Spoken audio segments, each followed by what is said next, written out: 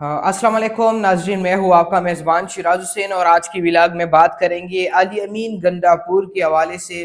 जो वज़ीर आला खैबर पख्तूनख्वा है, उस हवाले से स्पेशली बात करेंगे कि उनकी मुश्किलात में किस तरह इजाफ़ा हो सकता है और उनको क्या ख़तरात लायक है नाज़रीन। और आज के प्रोग्राम में IMF के हवाले से बात करेंगे। जो नई हुकूमत बनी है, शहबाज शरीफ साहब वज़ीर आज़म पाकिस्तान है और उनके साथ जो है 19 वज़रा के ऊपर जो काबीना मुश्तमिल है, वो क्या डील करने जा रही है IMF के साथ। तो ये दो टॉपिक्स जो है ये बहुत ज़रूरी है और आवाम के लिए मुश्किलात में मज़ीद इजाफ़ा भी हो सकता है। तो किस तरह होगा, ये बात करेंगे नाज़रीन। अली अमीन गंडापुर के हवाले से अगर हम बात करें आज के प्रोग्राम में, तो अली अमीन गंडापुर जो है वो पहले ना सदर के हल बर्दारी तकरीब में शरीक हुए, ना प्राइम मिनिस्टर के तकरीब में शरीक हुए। और उन्होंने कहा कि हमारा एक ही नारा है कि साडा हक इते रख। तो वो पहले ये दावा कर चुके थे कि हम विफाक के साथ नहीं चलेंगे। जिस तरह मैंने अपने एक व्लॉग में भी कहा कि उसके बाद फिर वो वज़ीर आज़म शहबाज शरीफ साहब से मुलाकात करते हैं, फिर अमीर मुकाम और एहसन इकबाल के साथ मिलकर खड़े होते और एक कॉन्फ्रेंस करते और कहते हैं कि हम हुकूमत के साथ मिलकर चलेंगे, विफाक के साथ मिलकर चलेंगे।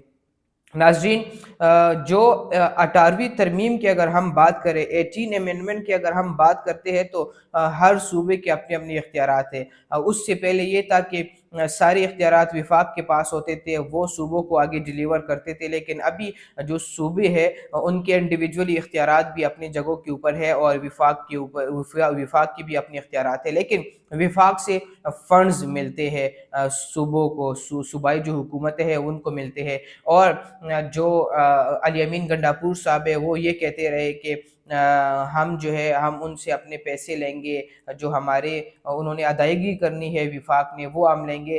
तो इस तरह हुकूमतें नहीं चलाई जा सकती नाज़रीन। अली अमीन गंडापुर साहब मुश्किलात के शिकार होने जा रहे। और फैसल वबदा जो है वो कोई भी ख़बर देते हैं तो उससे मुस्तकबिल में वही कुछ होता है। उनको ख़बर कौन देता है? दुनिया जानती है कि उनके पास ख़बरें कहाँ से आती है। वो अगर हामिद मीर के टॉक शो में बैठते या किसी नदीम मलिक के टॉक शो में बैठते या किसी और सीनियर साफ़ी के टॉक शो में बैठकर दावे करते हैं कि ये होने जा रहे तो वो होने जा रहे नाज़रीन। तो उसी तरह उन्होंने कहा कि ईद के बाद जो है, रमज़ान के बाद अली अमीन गंडापुर के लिए मुश्किलात खड़ी हो सकती है। एक और ज़राए के मुताबिक ख़बरें आ रही है कि अली अमीन गंडापुर साहब जो है वो मुस्ताफ़ी भी हो सकते हैं, उनको नाअहल भी किया जा सकता है, किसी भी तरीके से उनको निकाला जा सकता है। क्योंकि अली अमीन गंडापुर साहब के हवाले से मशहूर ये है कि वो ज़रा बदमाश टाइप के बंदे हैं। वो जो है वो अपनी सियासत करते हैं, अपनी ताकत का मुज़ाहिरा करते हैं। और उन्होंने जिस तरह वो मुंतखब होने जा रहे थे CM KP, तो उन्होंने कहा था कि मौलाना फजलुर रहमान साहब जो है उनका दिमाग ख़राब है। इस तरह के कोई बयानात भी उन्होंने जारी किए। और फिर क्या हुआ, जो IG पंजाब है, IG पंजाब साहब उनके पास जाते हैं, उनके पास बैठते हैं। और जो प्रोपेगेंडा सेल है PTI का, उनके ऊपर एक मुहिम शुरू होती है कि ये वही IG KP है जो कल तक ये सजाई देते रहे, PTI वालों को उठाते रहे, और आज जो है वो अली अमीन गंडापुर साहब के सामने बैठे हुए हैं। तो अली अमीन गंडापुर साहब भी ये कहते रहे कि अपने बेल्ट जो है वो ज़रा टाइट कर दे। उन्होंने मुहिम शुरू कर दी है कि हम जंगलात की मुहिम की तरफ जाएंगे।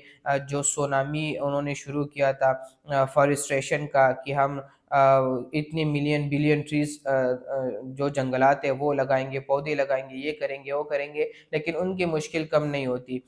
तैमूर जगड़ा की अगर हम बात करें, उन्होंने भी इल्ज़ामात लगाए हैं कि मुझे भी कॉल आई और मुझे कहा गया कि आप इतने करोड़ दे दे तो हम आपको वजारत देंगे, सूबाई वजारतों में आपको शामिल कर देंगे। और इसी तरह बाकी भी ख़बरें आती है कि जितनी वजारतें मिल चुकी है वो पैसे लेकर दिए गए हैं। तो क्या अब क्या होगा, मुस्तकबिल करीब में क्या होगा? क्या वो बैरिस्टर गौर की तरह चलेंगे, असद कैसर की तरह चलेंगे, या अपनी जो सियासत है वो करेंगे? बैरिस्टर गौर बहुत मैच्योर और बहुत संजीदा सियासतदान है। वो ना उन लोगों को नाराज़ होने देते हैं, ना खान साहब को नाराज़ होने देते हैं। और इसी तरह की सियासत होनी भी चाहिए। सियासतदान को इस तरह होना चाहिए कि वो हालात को देखते हुए सियासत करे, उनको सामने रखते हुए, मामलात को सामने रखते हुए सियासत करे। जो अली अमीन गंडापुर साहब है उनके साथ क्या होगा वो तो बहुत जल्द पता चलेगा। और प्रोग्राम में दूसरा जो पॉइंट है उसके اوپر اگر ہم ڈسکشن کریں IMF کے حوالے سے، حکومت نے جو ہے وہ انہوں نے وہ بات مان لی ہے کہ ہاں ہم بجلی کی بلوں میں اضافہ کریں گے۔ ناظرین، IMF اگر آپ کو قسط دیتا ہے تو وہ آپ سے ڈیمانڈز کرتے ہیں، اور IMF آپ کو یہ نہیں کہتا کہ غریب عوام کے اوپر بوجھ ڈالے۔ IMF صرف یہ کہتا ہے کہ آپ جو امیر لوگ ہیں، جو امیر طبقہ ہے، ان سے ٹیکسز لیں، لیکن ٹیکس کون لے گا؟ کیا جو ہمارے پرائم منسٹر صاحب ہے وہ خود ٹیکس دیتے ہیں؟ جو ہمارے باقی سیاستدان ہیں وہ خود ٹیکس دیتے ہیں؟ جو امیر طبقہ ہے، جو بیوروکریٹس ہے، کیا وہ دیتے ہیں؟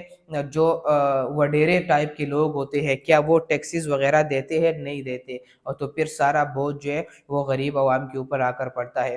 ناظرین، IMF جو ہے یہ عالمی بینک ہے، اور وہاں سے دنیا جو غریب ممالک ہے ان کو قرضے ملتے ہیں، قرضے سود کے اوپر ملتے ہیں۔ اور قرضے کس طرح ملتے ہیں؟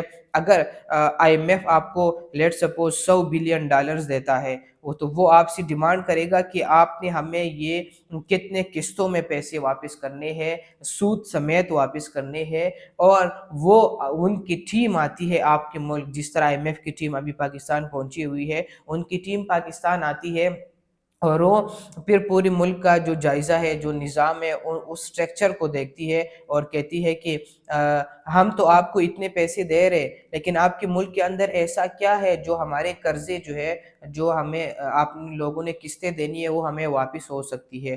تو وہ ساری چیزوں کا جائزہ لیتی ہے۔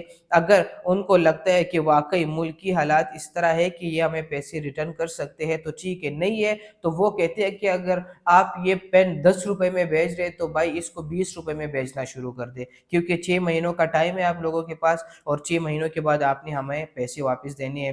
تو یہی کچھ معاملات ہے۔ اور دوسری جانب فلسطین کے حوالے سے اگر ہم ذکر کریں تو اس کے اوپر جو مسلم دنیا ہے وہ خاموش ہے۔ تو یہ جو ہے یہ نہایت گھٹیا حرکت ہے کہ ہم مسلمان جو ہے اپنے مسلمان بھائیوں کے لیے آواز نہیں اٹھا سکتے۔ ہمارا تو اتنا کام ہے کہ ہم اس کے اوپر بات کر سکتے ہیں، باقی حکومتی مسائل ہے، ان کو مسئلے ہے، کیا وہ بات کیوں نہیں کرنا چاہتی؟ وہ عالمی پلیٹ فارمز کے اوپر جا کر کیوں نہیں ڈیمانڈ کرتی کہ فلسطین کے اوپر جو ظلم ہو رہے اس کو بند کیا جائے؟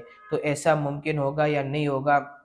ناظرین، اور سب سے اہم چیز میں آپ کے سامنے ڈسکس کروں گا کہ PSL کے میچ میں ایک بندے نے جھنڈا لہرایا فلسطین کا، وہاں کا سیکیورٹی گارڈ آتا ہے اور ان سے جھنڈا چھین لیتے ہیں اور کہتے ہیں کہ آپ اس طرح نہیں کر سکتے۔ دوسرا بندہ بھی لہراتا ہے اور وہاں پر فلسطین کے حق میں نعرے ہو جاتے ہیں، نعرے لگنا شروع ہو جاتے ہیں۔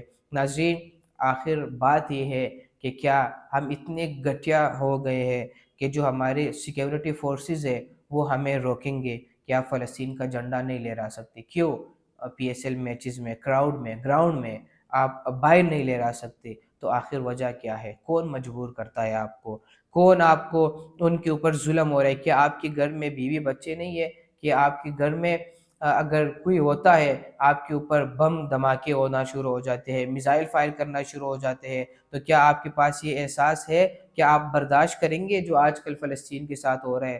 تو پاکستان کی حالات اس حد تک پہنچ چکی ہے کہ فلسطین کے حق میں اگر کوئی بات کرے گا تو ان کو روکا جائے گا۔ یہ سوچنے والی بات ہے۔ ہم نے اللہ کو جا کے جواب دینا ہے، اس پر ہم سب کو سوچنا چاہیے، ہمارے حکمرانوں کو سوچنا چاہیے۔ اپنے میزبان شراز کو دیجیے اجازت، اللہ نے کھیوان۔